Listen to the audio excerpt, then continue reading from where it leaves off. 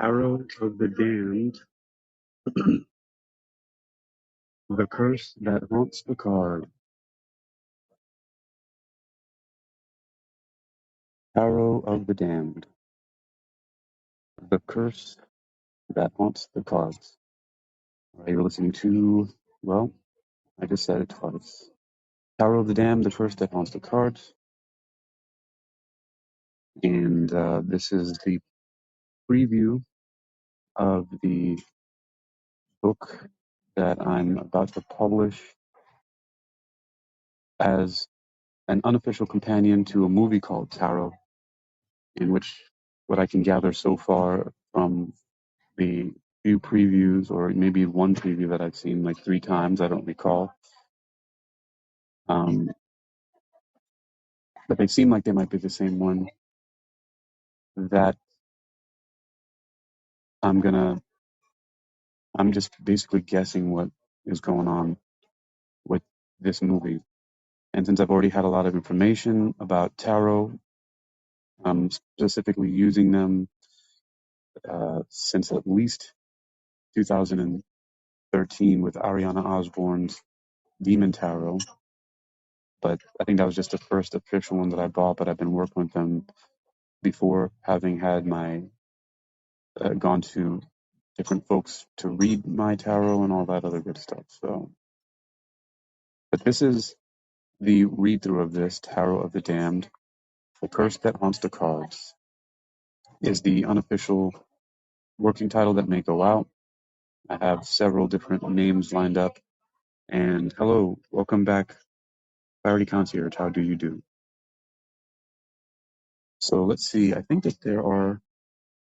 I think I saw Daryl with the dashes go on right now, but I'm going to proceed regardless because I don't have much time to get this done before I have some other things I need to do. So let me see. Daryl.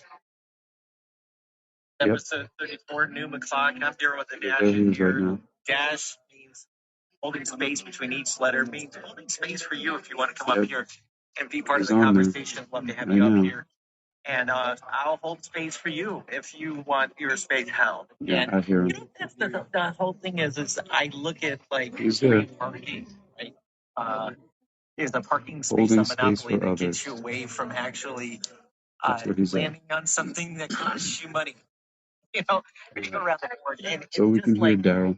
You know, being that but I'm going to continue with my book preview and proceed with this read through. Okay. And if anybody's familiar with the tarot, welcome back, Wandering Fool. Hello, June E. You can listen to how accurate I am with these descriptions. Remember, I do my best to keep them basic. I never really wanted to do this, but someone recommended that I cannot write a book to make it anywhere near popular or to intrigue people's curiosity if I write in the way that I normally communicate, because it would be too intimidating to them. So this book and the other ones that I've written on demonology have really been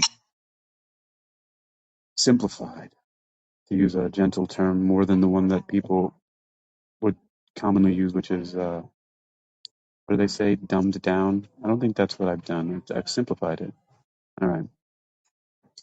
So this is the working title so far before I finalize it. Tarot of the Damned, the Curse That Haunts the Cards. And chapter 1 is probably the closest thing to most history of anything that you'll see. And it's called The Origin of the Tarot Curse, right? It's chapter 1. But then the first subchapter is called The History of Tarot Cards. It's very short. So it reads thusly. The history of tarot cards is a fascinating and mysterious one that dates back hundreds of years. The origins of tarot cards can be traced back to the 15th century in Europe, where they were first used as playing cards. However, it wasn't until the 18th century that tarot cards began to be used for divination and spiritual purposes. The traditional tarot deck consists of 78 cards divided into two main categories, the major arcana and minor arcana. The major arcana consist of 22 cards that represent major life events and spiritual lessons, while the minor arcana consist of 56 cards that represent everyday events and challenges. Many believe that tarot cards hold a powerful and mystical energy that can reveal hidden truths and insights about the past, present, and future. However, there is also a darker side to tarot cards that some believe can bring about curses and negative energy. Throughout history, there have been numerous reports of individuals experiencing misfortune and tragedy after using tarot cards. Some believe that these cursed tarot cards are haunted by malevolent spirits or forces that seek to cause harm to those who use them.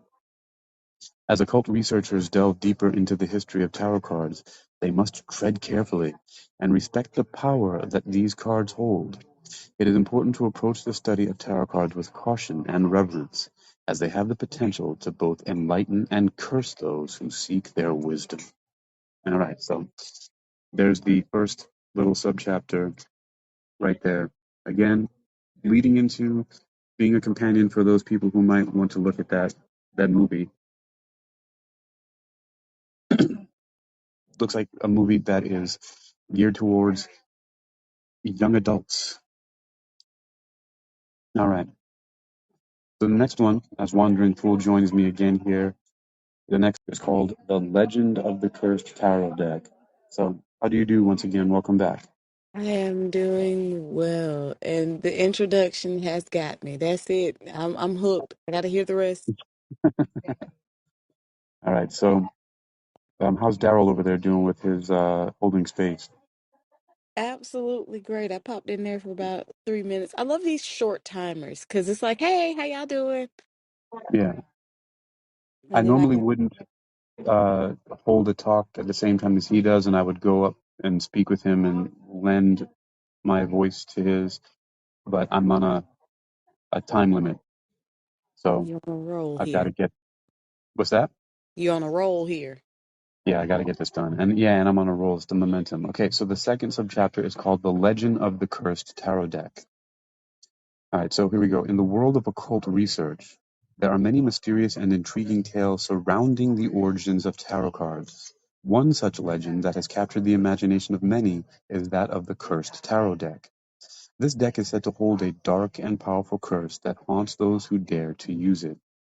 According to ancient lore, the Cursed Tarot deck was created by a powerful sorcerer who sought to harness the mystical energies of the cards for his own nefarious purposes. The sorcerer imbued the deck with dark magic, cursing it so that anyone who drew a card from it would be plagued by misfortune and tragedy.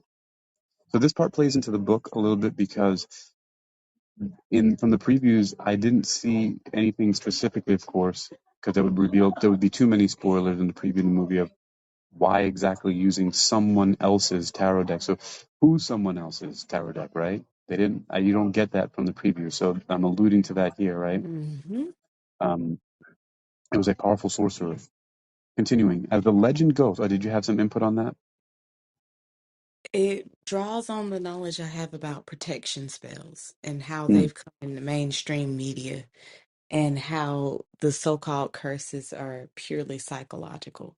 But you're alluding to it perfectly because it's coming into its own right. Can continue. All right, here we go. This is still the second subchapter, the legend of the cursed tarot deck. So as the legend goes, those who have come into possession of the cursed tarot deck have experienced a series of unfortunate events, ranging from financial ruin to physical harm. Some even claim that the curse is so potent that it can drive individuals to madness or even death. Despite the dangers associated with the cursed tarot deck, there are some occult researchers who are drawn to its dark allure.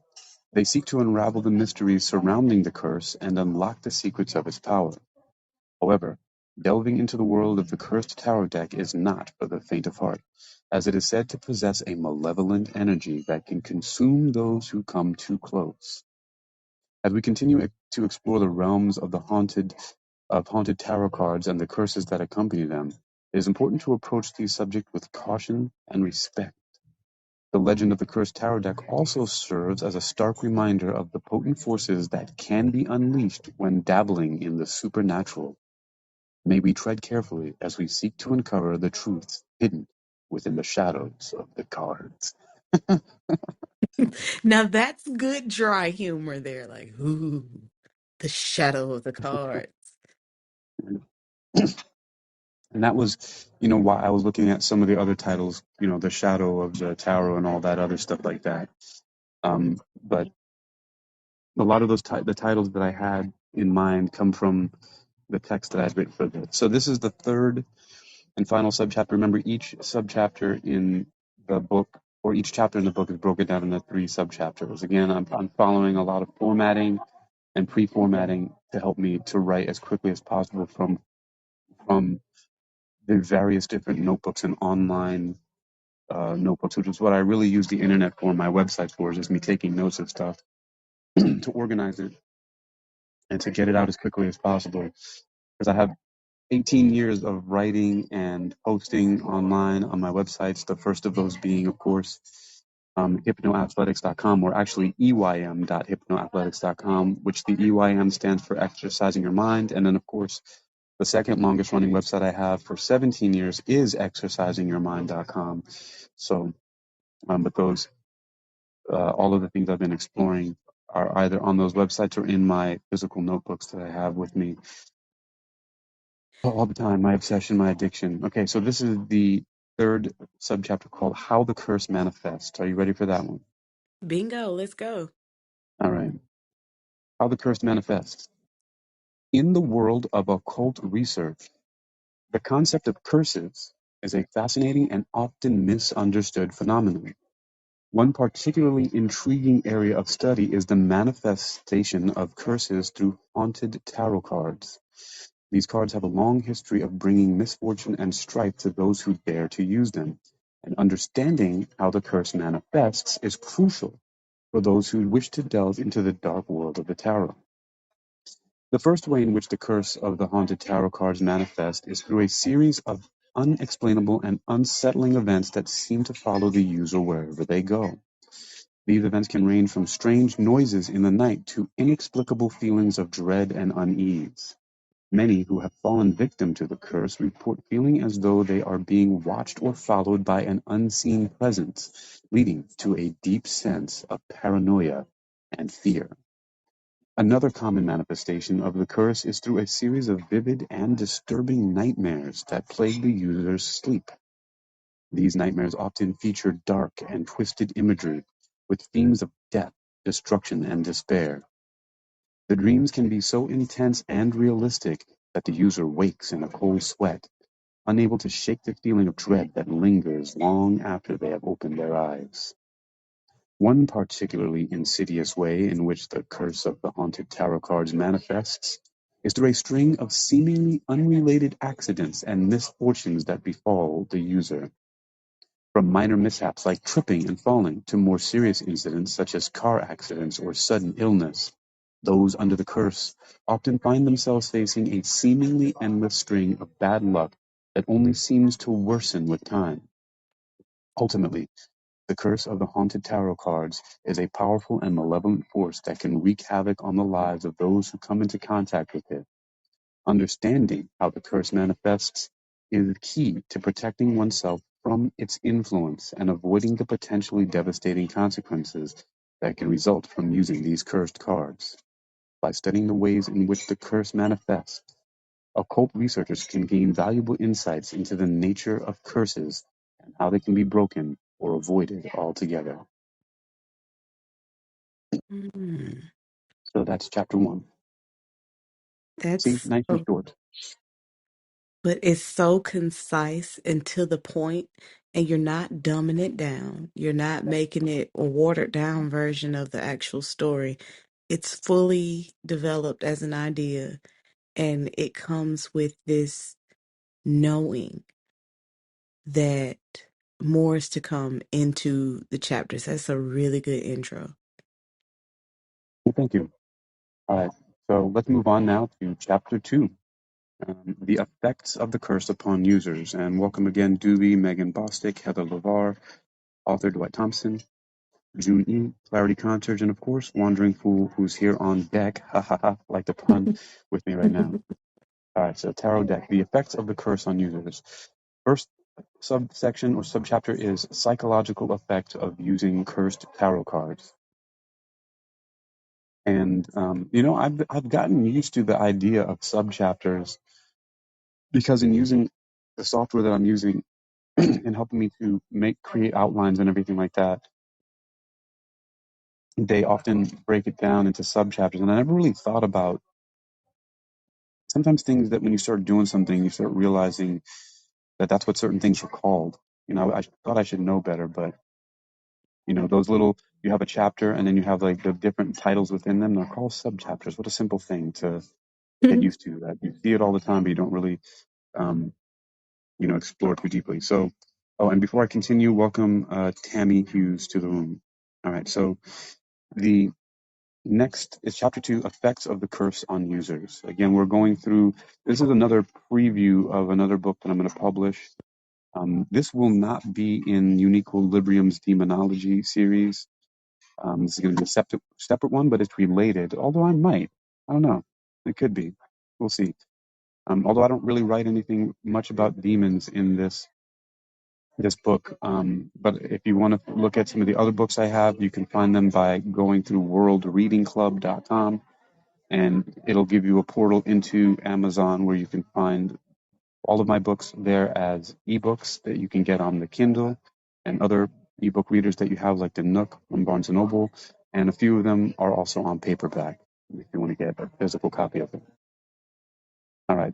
And there's very minimal images on them. They're usually just black and white, all text, which is the simplest for me. But I'm starting to figure out this publishing a little bit better. So the psychological effects of using cursed tarot cards is the first subchapter in chapter 2. Tarot cards have long been used as a tool for divination and spiritual guidance. However, in recent years, there have been reports of certain tarot decks being cursed. These cursed tarot cards are said to have a negative impact on those who use them, causing psychological distress and even physical harm. In this subchapter, we will explore the psychological effects of using cursed tarot cards, shedding light on the dangers that may arise from dabbling in the occult. One of the most common psychological effects reported by those who have used cursed tarot cards is an overwhelming sense of dread and unease. Many users have described feeling as though they are being watched or followed by a malevolent presence after using these cards. This constant feeling of fear can lead to anxiety, paranoia, and even panic attacks in some cases. It is essential for occult researchers to be aware of these potential risks when working with cursed tarot decks. I want to make a pause here, one, because 4 more people just joined the room, but 2, because if anybody here has watched any horror movies, you will see that what I have written here is taken directly out of the playbook of horror movies. And it's because I've watched so many of them and so many thrillers and horror movies and sci-fi and fantasy in general, that this is really a common theme of how they go along. So this is nothing new under the sun except just how I packaged it here, which is why I feel like it's going to be such a really good, strong companion for people who are going to be fans of the movie, or any movies like this, because this is basically the playbook of like how all of that stuff happens with any cursed objects of any kind. Whether it be Annabelle, that doll, or any stuff like that, you'll get these same things here. So welcome, Lois Hampson, Dwight Thompson's here, Alexander Campbell, Vivian Carr, welcome to the room, and everyone else I said hello earlier. But, oh gosh, and number 12, hello, Cody Coyle is back, hello. All right, so continuing with the first subchapter, psychological effects of using the tarot card. So um, one of the most common psychological effects of reported by those who have used cursed tarot cards. You could actually have used cursed blank whatever in there, right? Mm-hmm. Like you could cursed rabbit's foot, right? Is an overwhelming sense of dread and unease. It could be a cursed book or anything, but this is like these are the standards, which by the way, I'm going to put a whole standard thing of all supernatural events. There's a whole thing that goes along with aliens, angels, demons, gods, and all that are all the same. I've talked about it several times before, but I'm going to put those together in one of these things as well, because I'm starting to find that all of them can fit into a specific paradigm, which actually is quite limited, believe it or not. We think that their powers are so extreme and unwieldy and not able to be understood, but they're actually pretty elementary, my dear. All right, so Elementary, my dear Watson. Yes, the way that they work, they have a system and a laws. They still adhere to universal laws. So yeah, if you know exactly. that sequence, you can get it done in a way that causes no harm to you and allows them to continue on with their mission. Just send them on Yeah, about the way. I'll give everybody a hint here. If anybody's familiar with your own dreams or anything about dreams at all, they actually are limited to what dreams are limited to. So just think about that. Anything that you can do in a dream, these are all the powers that gods and goddesses, angels, demons, and aliens have.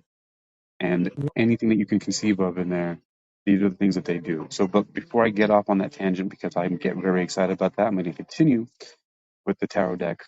Okay, so one of the common psychological effects reported by those who have used cursed tarot cards is an overwhelming sense of dread and unease.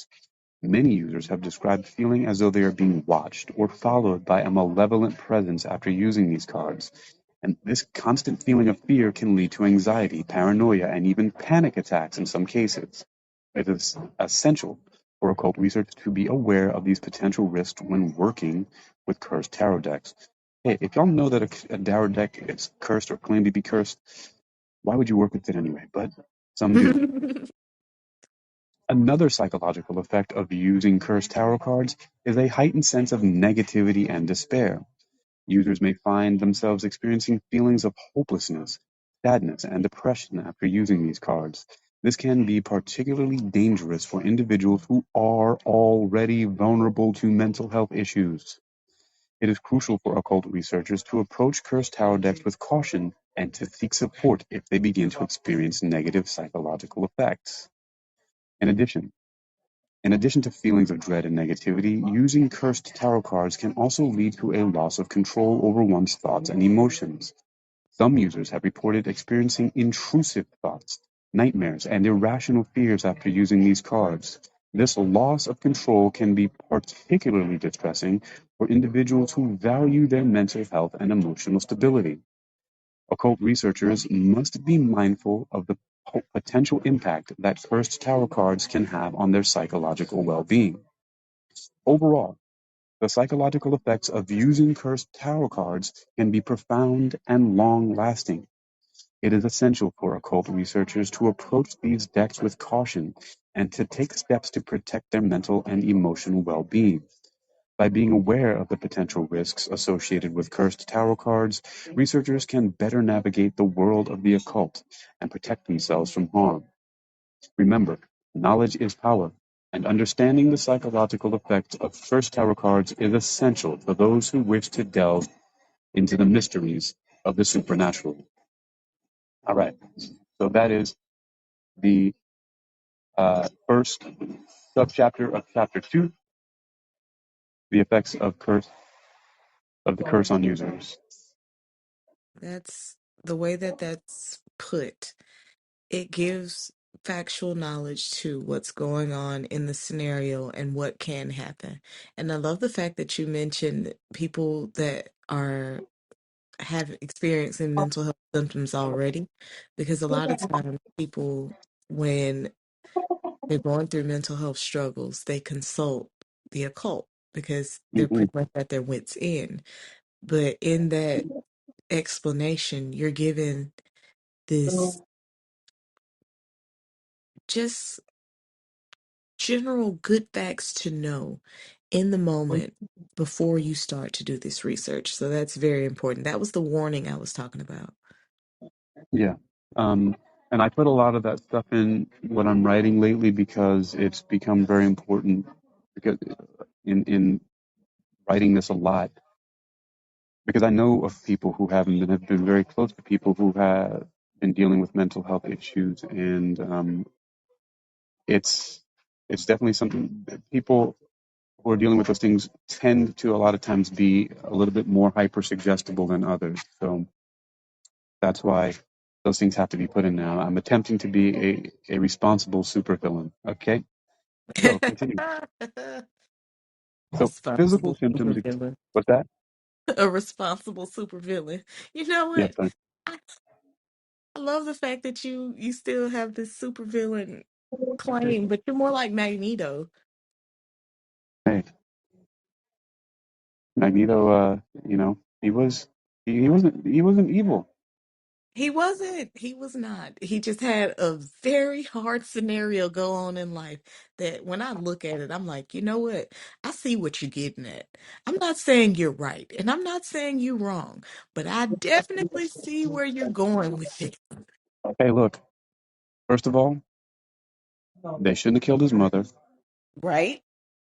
and whatever forces in this world, whether it be me or others, because I take full responsibility for all of my experiences, whatever it is, shouldn't have killed my wife. So I'm on a supervillain kick in a similar way as Magneto. I'm expressing my pain, whether it be self-inflicted or not, in well, in a somewhat creative, well, definitely in a creative way, but I'm also, I still hold on to that. There's got to be something to blame, and so that's where supervillainy comes from, right? The origin stories of supervillains is they're just pissed off at something, at some Yeah. perceived wrong done against them, and so they lash out. Right. So physical symptoms experienced by users. Physical symptoms experienced by users of haunted tarot cards can vary widely, but they often manifest in ways that are both unsettling and difficult to ignore. One common symptom reported by users is a feeling of intense fatigue or weakness after using the cards. This can be accompanied by headache, dizziness, and overall feelings of malaise. These physical symptoms may indicate that the energy being channeled through the cards is draining the user's own energy, leaving them feeling depleted and unwell. In addition to feelings of fatigue, users of haunted tarot cards may also experience physical sensations such as tingling, numbness, or even pain in their hands or fingers while handling the cards. These sensations are often described as being cold or prickly and can be quite uncomfortable for the user. Some users have reported feeling as though they are being physically touched or manipulated by unseen forces while using the cards, leading to feelings of unease and fear. Another physical symptom that users of haunted tarot cards may experience is a sudden and unexplained increase in heart rate or blood pressure. This can manifest as a feeling of palpitations or a sensation of tightness in the chest. In some cases, users have reported feeling as though their heart is racing or pounding in their chest, even when they are at rest. These symptoms can be alarming and may indicate that the energy being channeled through the cards is having a direct impact on the user's cardiovascular system. Users of haunted tarot cards may also experience digestive issues such as stomach pain, nausea, or diarrhea after using the cards. These symptoms can be particularly distressing as they can interfere with the user's ability to focus or concentrate on their readings. Some users have reported feeling as though their stomach is in knots or as though they have a sense of impending doom or dread after using the cards. These physical symptoms may be a sign that the user's body is reacting negatively to the energy being channeled through the cards, or you drank too much coffee. Mm. It is important It is important for the users of haunted tarot cards to pay attention to physical symptoms they may be experiencing while using the cards, as these symptoms can be a sign that the energy being channeled through the cards is having a negative impact on their physical well-being. If you are experiencing any of the physical symptoms mentioned above, it may be wise to take a break from using the cards and consult with a medical professional to rule out any underlying health issues. Remember, your health and well-being should always be your top priority, even when exploring the mysteries of the occult. Beautiful. Absolutely beautiful. Because you explain the symptoms and everything and how they run through the body, but you also put in there the caveat that we need to look at the physical body itself. Because as a person who has chronically low blood pressure and low blood sugar, not diabetic, but I let my sugar bottom out, it really comes into play if I'm going into a reading. I have to make sure I drink enough water. And one of the things that people like to say is when you're channeling the spirit, water is your Are you conduit. looking for power? Hold on for 1 second. My cafe neighbor here needs to plug up, and I might change seats with her. There's right here, so we can change. But you're gonna have to. But you're gonna continue to hear me babbling about cursed tarot cards. I have a lot of things to do. Okay. Okay. All right. But I'm just gonna move just right over here. All right. We're gonna swap. Because my computer's still powered up over here, so I do not yet need power.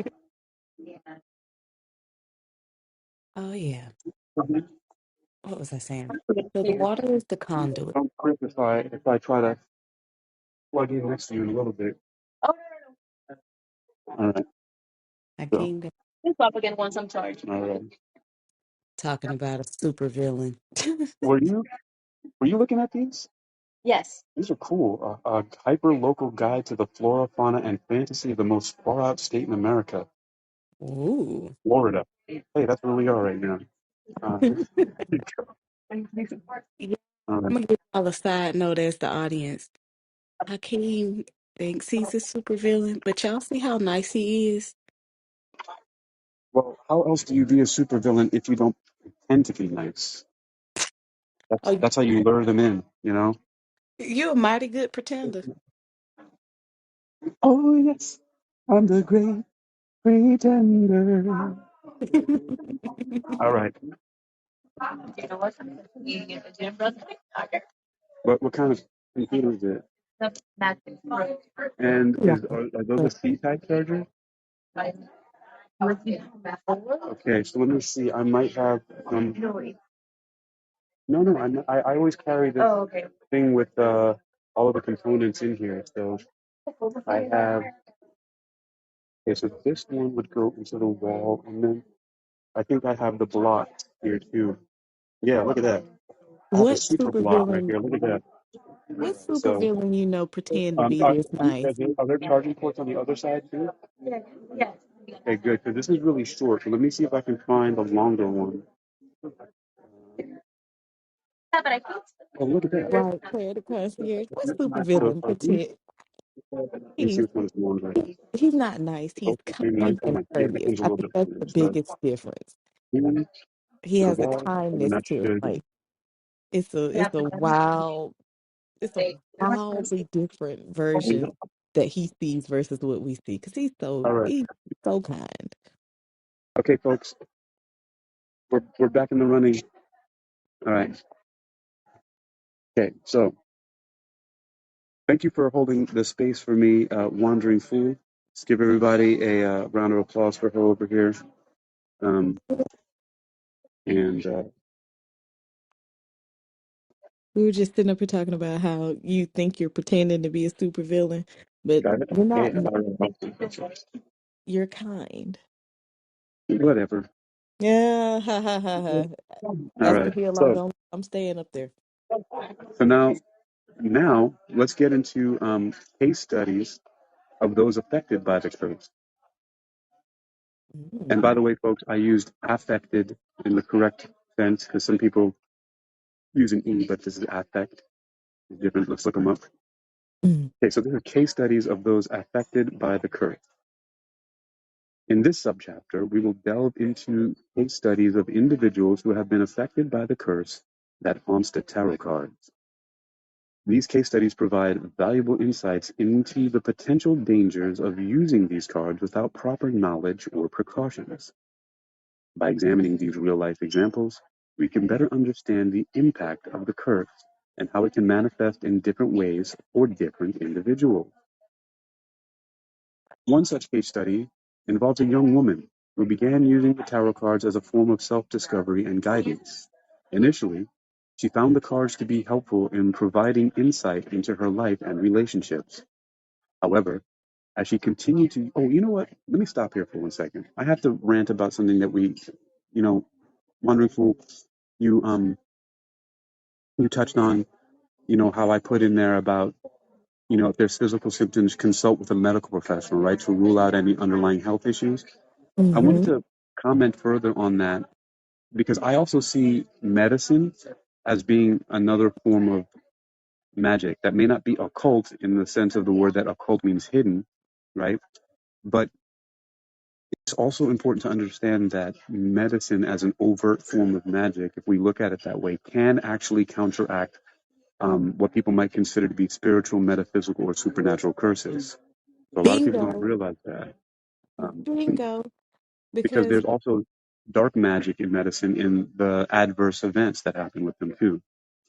yes, but science itself is magic being explained by knowledge, by Yeah, research. yeah, right. It's all the same thing. There's really not a difference. But I just wanted to back up on that really quickly. So we So got, or yeah, medicine would be alchemy. yes, it's an alchemy. I mean, even alchemy is the predecessor to the word chemistry, and they come from one of the words for ancient Egypt, which is kemet. Mm-hmm. Um, The land of the darks, the black soil. yeah. So um, so let us continue now with the Tower of the Damned, the curse that haunts the cars. This is the second uh, subchapter. Sorry, the third subchapter in this book, which is case studies those affected by the curse. And again, this I hope I'm going to get this out as soon as possible as a going to be a companion to those people who may be interested in that movie that's coming out called Tarot, in which this is one of the things that's happening in that movie. Okay, so one such case study involves a young woman who began using the tarot cards as a form of self-discovery and guidance. Initially, she found the cards to be helpful in providing insight into her life and relationships. However, as she continued to use them, she began to experience a series of unfortunate events.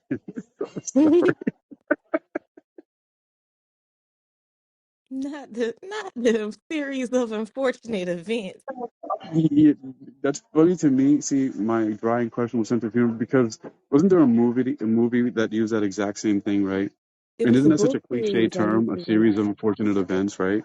Yeah, I used to read the book series. It was every book was sad. Like everyone, like it's just something random would happen, and they're like, that is very unfortunate.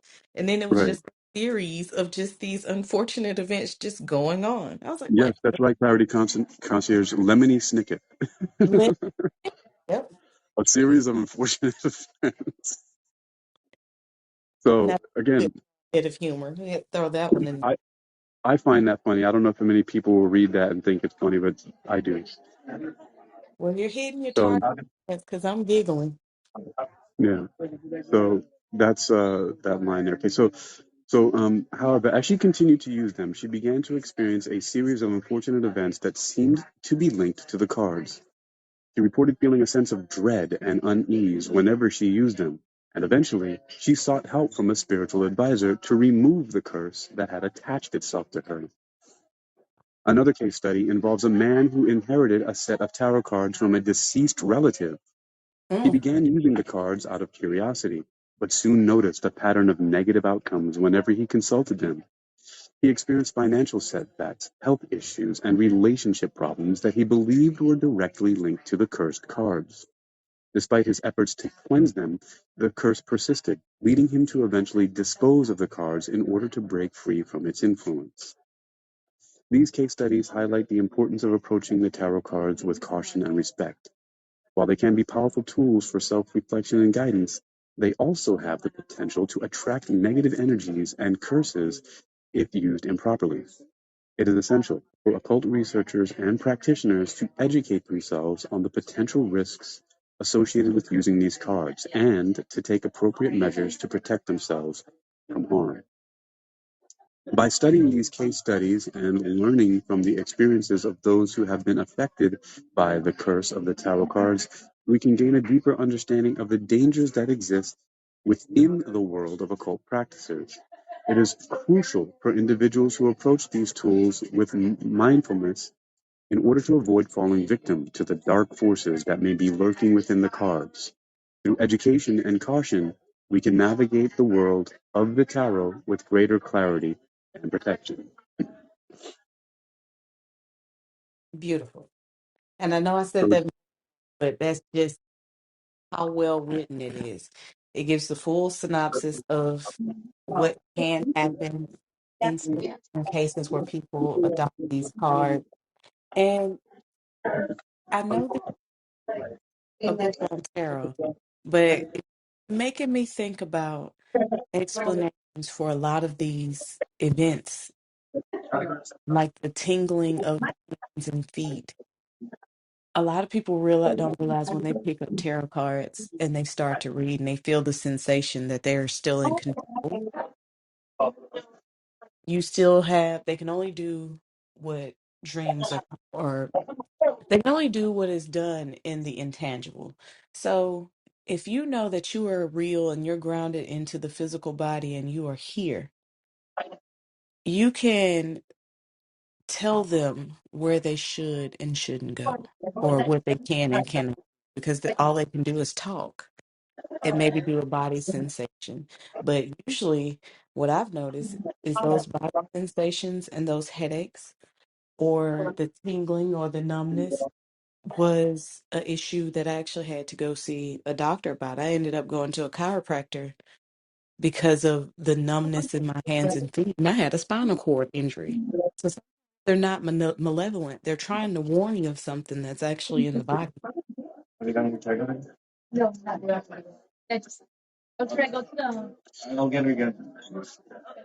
yeah, again, that goes along with the fact that medicine is magic and can actually help a person to remove curses by going to medical practitioners if they're feeling symptoms.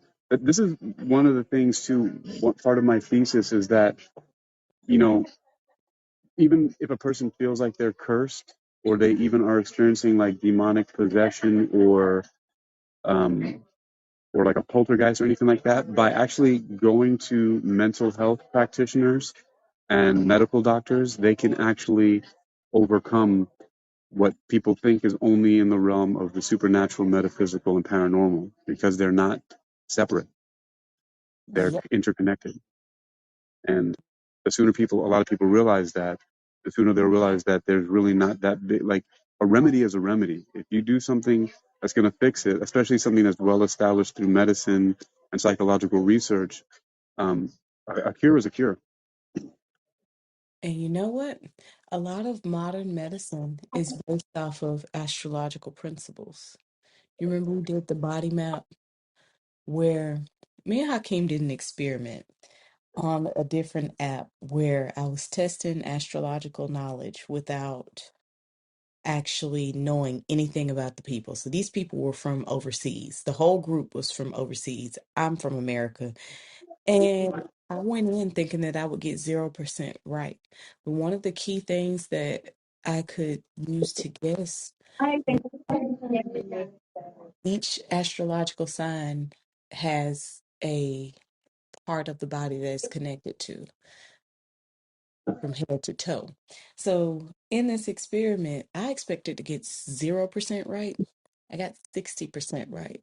So knowing that a lot of modern medicine is based off ancient principles, now there was a hijack in the middle where they decided that the old ways weren't good enough and they had to modernize. And that's that dark magic creeping in, creating its own realm where sickness is the prophet. But the way it used to be was they would heal people and they'd never have to see them again. Yeah, that's one of the things too that I've experienced with the fact that I no longer have any nightmares or sleep apnea or sleep paralysis. Once I realized that I could fully be in control, like once I really started really taking hold of my lucid dreaming experience instead of just letting it happen and being more of I make the distinction between being a lucid dreamer and a super lucid dreamer.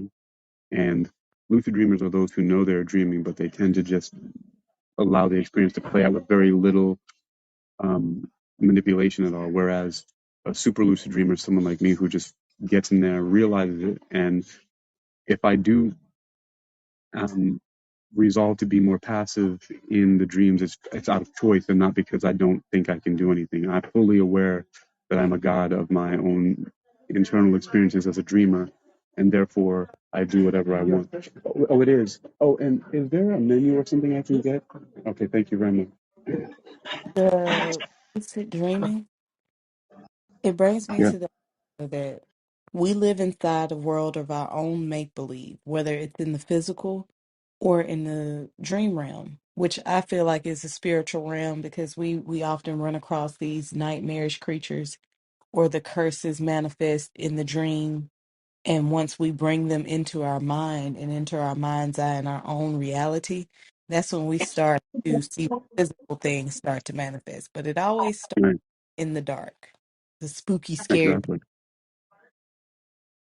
Thank you very much. I don't know. Just give me a few minutes. I'll let you know. Thank you so much. So now we're ready for chapter 3. Remember, there's only 5 chapters in here, and as you can tell, they're pretty short. I did this on purpose because I'm also following a lot of the marketing and writing tricks that I've been doing all this training on. And That's this is chapter 3, all right. Let's hear it. breaking the curse. Even though, like for example, in order to be able to publish paperbacks, Amazon requires you to have books that are at least 72 pages. Most of my books are only around 30 to 40 pages, um, which is good because they're all digital assets. However, I want people to know too that if they actually wanted paperback copies or the ability to print out their own copies of the paperback, you could send me a screenshot that you purchased a book, or even read through it through Amazon Unlimited, which is or Kindle, whatever that thing is called, and I can send you a PDF file for it. That's how I printed out my books when I was in China, the ones that I wrote. But they are sometimes, if you feel like it, a lot of people like to look at them purely on their readers, but some people like to have physical copies. And those are nice. Okay, so this is chapter 3, breaking the curse. And again, you can go to worldreadingclub.com and you can get into a portal there where you can find the books that I have published so far. All right, so identifying cursed tarot deck. All right, so when it comes to working with tarot decks, it is important to understand that not all decks are created equal. Some decks may carry a curse that can bring negative energy into your life. In this subchapter, we will discuss how to identify cursed tarot decks and the signs to look out for. One of the first signs that a tarot deck may be cursed is a feeling of heaviness or unease when handling the cards. If you find yourself feeling anxious or unsettled when working with a particular deck, it may be a sign that the curse or that the deck is cursed. Trust your intuition and pay attention to any negative feelings that arise. Another sign of a cursed tarot deck is a series of unfortunate events that may occur after using the cards. If you notice a pattern of bad luck or negative experiences following a tarot reading, it is possible that the deck is carrying a curse. Keep a journal of your readings and any events that occur afterwards to help identify any correlation. In addition to personal experiences, there are physical signs that a tarot deck may be cursed. Look out for signs of wear and tear on the cards, such as creases, tears, or discoloration. These physical manifestations may indicate that the deck has been used for negative purposes and is carrying a curse. It is important to remember that not all tarot decks are cursed, and it is possible to cleanse and protect yourself from any negative energy that may be attached to a deck. If you suspect that a tarot deck is cursed, take steps to cleanse the cards and your space before using them again. Trust your instincts and be mindful of the energy that you invite into your life through your tarot practice. By being aware of the signs of a cursed tarot deck, you can protect yourself and continue to work with the cards in a positive and empowering way. Clear, very, very What's up? clear. The Very way clear. Yeah. it's very clear because I've always been told that each deck carries a spirit with it, but not all of them are cursed. Not all of them come from bad people. The way each one speaks a different language too. Like you have one that you can ask a specific question when you want encouragement. Don't ask Mm. another deck that you know. Like one of my first decks was the Modern Warfare Tarot, and that was all love, light, and positivity, and all of this brand. And then I got the movie tarot, and it would slap you in the back of the head like you know better. Stop that. Mm. Wow. I have a pocket version that's just like, what do you want? Get there and light. So you have to learn to work with the energy. And not all energies are conducive. Because I'm one of those people, I will go through an antique shop and find a deck of playing cards and keep them just to have them, but I don't often open them because they've been played, they have a lot of energy on them. It's something to keep.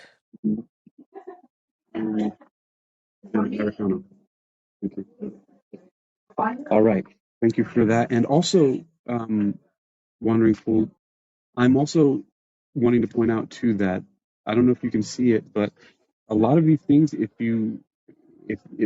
people are listening to this, what I'm doing is pulling I'm pulling back the veil on a lot of common themes that are in not only basically most of the fiction books and movies about curses and horror movies and all that stuff like that. These are basically typical feelings and things that happen to people when they're experiencing these so-called hauntings and things like that. There's nothing new that I'm putting here. It's just in the way that I'm organizing it and the fact that I made it in order to be a companion for a movie. And it's also combining it with, a little bit of responsible psychology and a lot of basic stuff. And I really feel like this is going to be a good companion for that movie. I don't think, and I'm going to do my best to make it, to take advantage of and do as much of my marketing with this as I can by embedding videos from YouTube and other official channels of the previews of the movie with links to my book and description from it in as many different ways as possible. It's going to be a fun little thing to play with. It's going to be a lucrative thing to play with too, because you're basically taking all of the concepts that they put in every movie. All of these archetypes exist in each movie. There's always a warning, there's always this spooky element to it, there's always this human element to it. And what you're doing is describing each piece and giving the preface, the story, and the future of this whole piece. And it's like it can be a guide to any type of movie because what you were saying, you told me when we said cursed object, you can just insert whatever cursed object in. Sure, thanks. It transcends all genres. It's in every one. Yeah, So it's like exactly. the declassified survival guide for these situations. And now I'm feeling another form of inspiration where I want to also make a call to anybody who's listening and to you that if you see any interesting any movies that are going to be coming out that you kind of want the veil pulled back on, I would love to do companions like this for them because it would be fun, like for especially because I feel like the horror genre is they're trying to make a comeback with that and they're using all this kind of stuff and with Annabelle and all the demon stuff. Thank you very much. Oh no, I like it black. Thank you. Um, is You say I like it black. um yeah. So I'm gonna be doing that for different movies. Let's see. But talk to me with the curse. Oh, talk to me with the curse hand. I think I've seen that with the curse hand. That's what Clarity Concierge has sent me. All right, so let's see what you think about the next sub chapter here um, in chapter 3. So the second subchapter in chapter 3 is methods for removing the curse. Okay, ready Mm-hmm. for that? All Let's right, here we go. go. So, methods for removing the curse. In the world of occult research, the concept of cursed tarot cards is a fascinating and chilling topic of study. Hold on. I think I got to look at I just got an alert from my car. Um, let me see if I can extend this. So let me. Hmm. Uh, wow, that's right. I forgot that's a 3 hour parking there. I wonder if I can move it to. All right, everybody. You're going to go on a quick journey with me of moving my car to hopefully to another pay by phone parking zone um, because I've been here for 3 hours and that was one of the time limits. But I do want to finish. I actually need to finish this before I go on. So before I do anything else. So walking outside, and we're going to see if I can find another spot because I didn't come down here to Miami to get fucking parking tickets Well, um, me, while you're doing that, and fines. Yeah, while you're doing that, I'm thinking about how incomprehensive guides for these different entities, situations, and movies, it comes in handy to have that dry sense of humor because if you're not afraid of death and you're not afraid to laugh, you can really give some really hard information to people and make it in a way that they don't feel the anxiety. It can ease the anxiety in these situations. Because what if somebody runs across a cursed deck of cards? There are a lot of people that leave energy on things if they weren't necessarily using the right hand path of magic or black magic or, any of those things. And what I've learned a lot about when it comes to talking to the spiritual side, a lot of times the demons that we think are so scary are humans that weren't necessarily upright in life. They don't have the power of principality. We give them power of principality by believing in their fear tactics. right. And if Man, you're spot on that. That's something right there. Yeah. because it's like I've come across items that I've found or people have given me, and they come with interesting energies. Because I don't call them evil. A lot of times they're like little impish, aggravating, trying to tell their story really quickly type of energies. And if you can figure out the name, and a lot of people put power in a name. If you can figure out the characteristics is something that I've just recently figured out. If you can figure out the characteristics and what to call them to get them to go away, they disappear. Yeah, that was actually one of the things about the movie The Nun, and why I wrote the book about the demon Volak, because, or as they call it there, Valak, Valak, whereas the book, The Demon Tarot by Ariana Osborne, and from from the Infernal Dictionary, it's called Volak, Volac, because one of the things about exorcists is that when they know the name of the demon or entity they're dealing with, that's one of the ways that you can expel it. You have to know the name of it. And I go even further is that sometimes if you don't know the name of something, you can make up a name and give it a label. Giving it a label is, and this just came to my head as I was saying this, is sort of like the ghost trap that Ghostbusters use. By giving something a label, you're literally creating like a metaphysical or supernatural box to put it in. Like you're creating that by a name. It's a spell. And by giving something a name, if you don't know what it is, you can actually trap it by giving it a name and using that to trap and expel it, even if just temporarily until you find something better.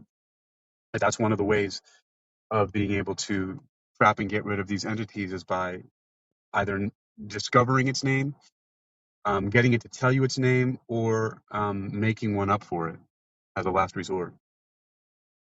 And it works because one of the things that I've heard since I was a kid was spelling is a spell. And I Yes. write in ink.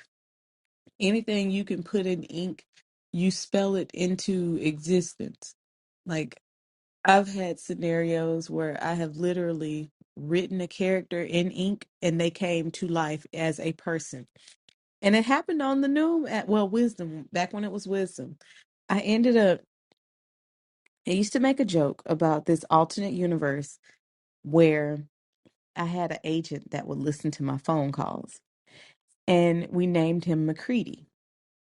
Why did I end up having a full on debate on this app with somebody with a name that I created? I manifested this into existence. I almost wanted to ask him what his wife's name was, because he did mention he was married and he had kids. But if I had have asked him to give me his wife's name and what she did, I probably would have fainted. But we manifest the characters that we write into real life. So we have to be careful in the names that we call ourselves too.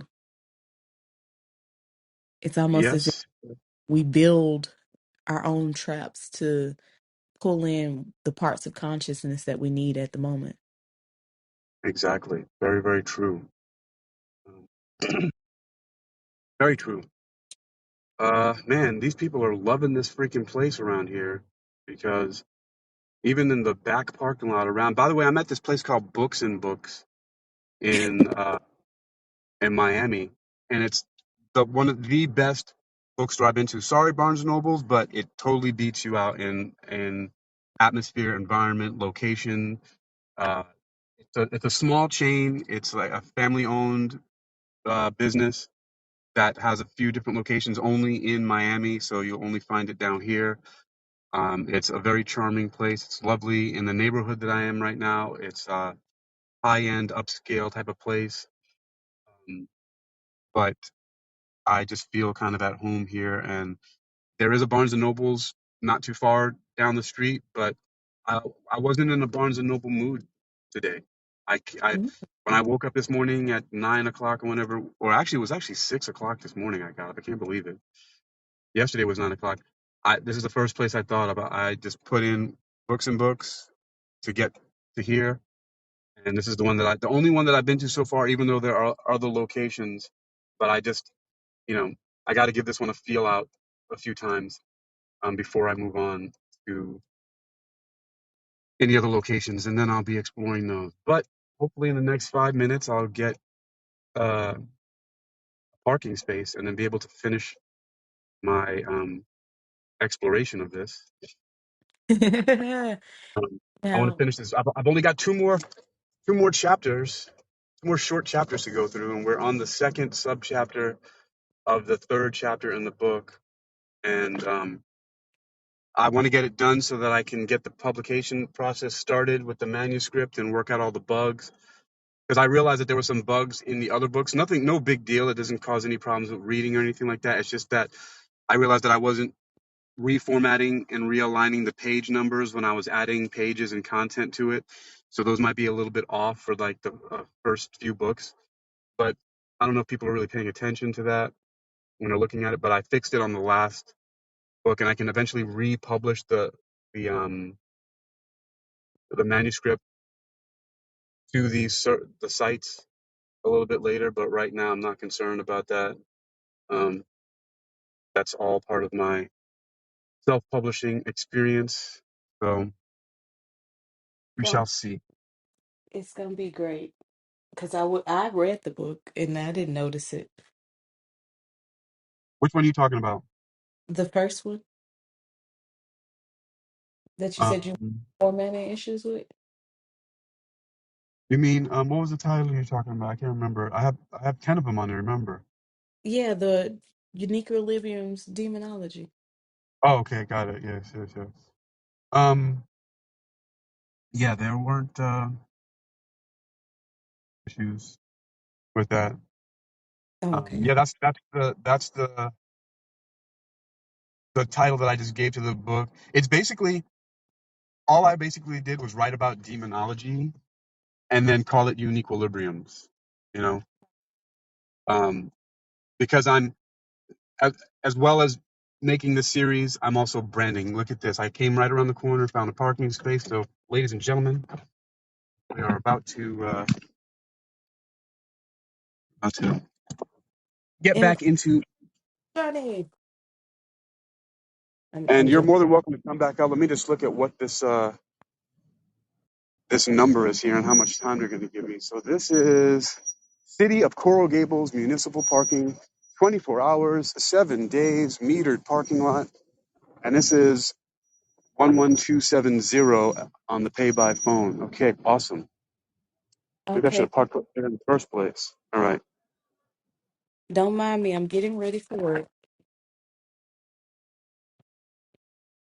All right. And let's see. So 11270. Right. Start parking. All right. So I'm going to at least put an hour on here for a second and then go from there. Huh. $1 more than in that front street parking? That's ridiculous, but okay. See what kind of game y'all want to play here. I'm glad that I can do this all um, remotely, though, which is nice. It is because I can sit here and get ready for work while you read me this excellent story and synopsis. Yeah, and I think that so far, because I'm looking at the writing, I think that in the other edits and previews that I've done, I've gotten rid of all of the any issues that might be in the text or anything like that. So um, I think that after I finish doing this preview, I'll be ready to go. Like there won't be any issues in publishing this one.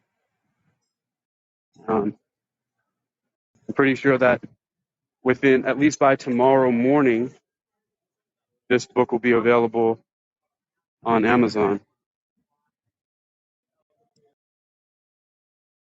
All right, so now I'm back in here and I'm going to be ready to go. Okay, so now I got until 2:21.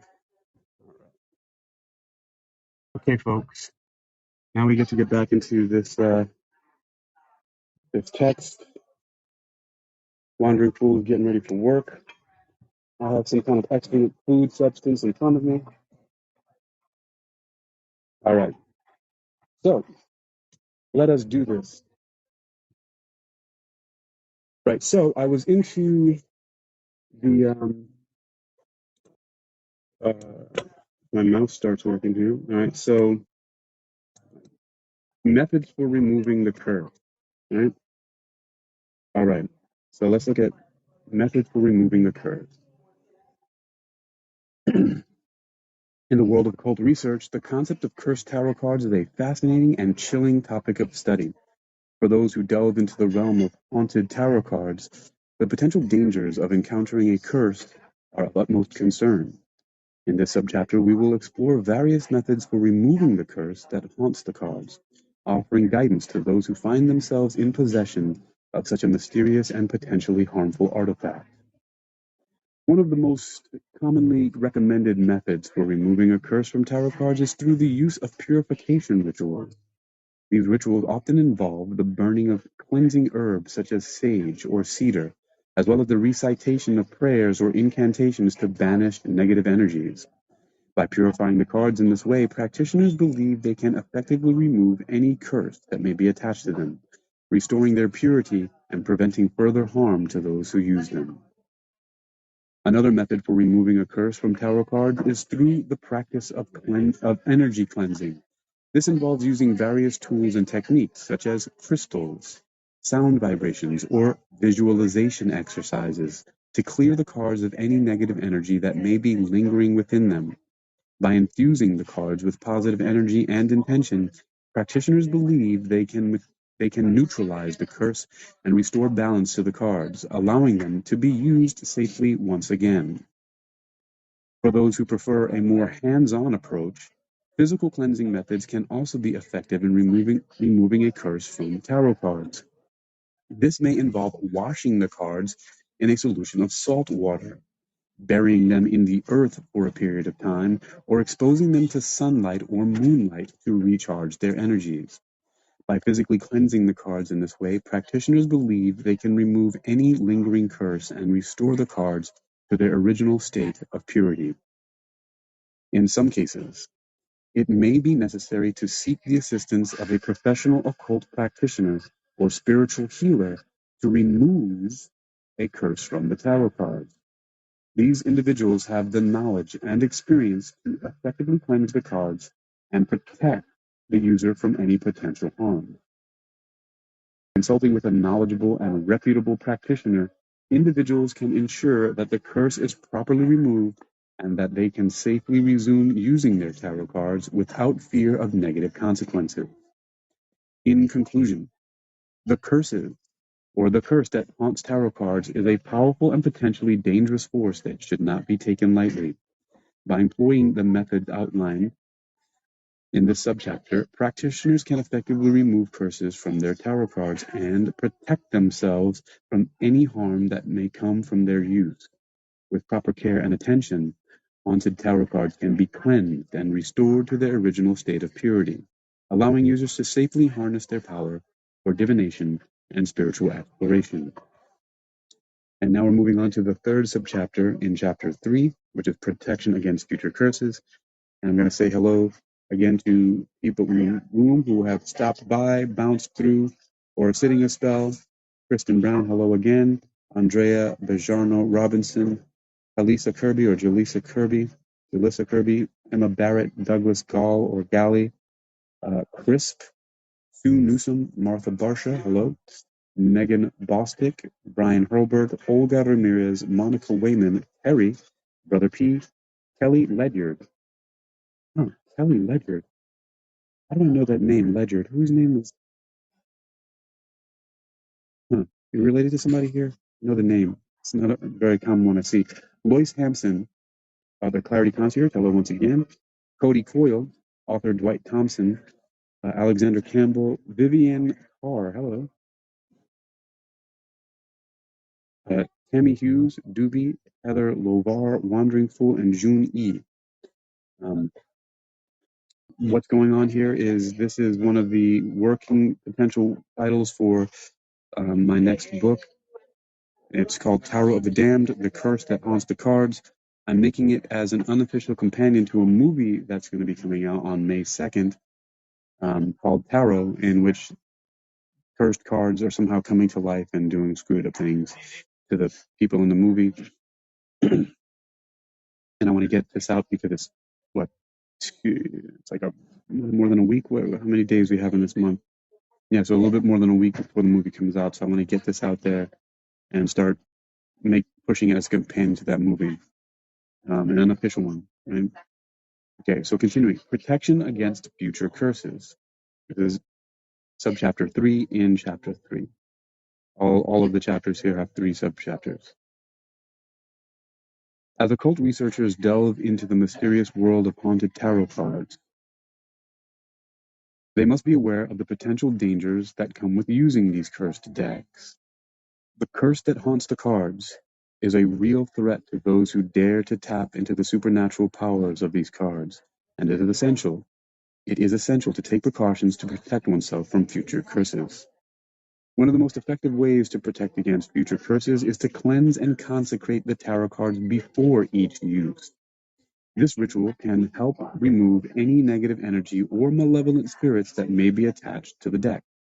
By purifying the cards with sacred herbs, crystals, or incense, practitioners can create a barrier of protection against any curses that may try to infiltrate their readings.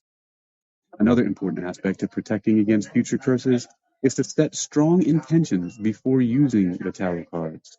By focusing on positive energy and affirming that only benevolent spirits are welcome to communicate through the cards, practitioners can ward off any malicious entities that may be lurking in the shadows. This proactive approach can help create a safe and sacred space for conducting tarot readings without fear of curses. In addition to cleansing and setting intentions, it is also advisable for occult researchers to establish boundaries with the haunted tarot cards. This means being mindful of how often the cards are used, as well as who is allowed to handle them. By limiting access to the cursed deck and treating it with respect, practitioners can prevent any negative influences from affecting their readings or their lives. Ultimately, protection against future curses requires a combination of spiritual practices, intention setting, and respect for the supernatural forces at play. By taking these precautions seriously and approaching the haunted cards with caution and reverence, occult researchers can navigate the treacherous waters of the curse that haunts the cards with confidence and peace of mind.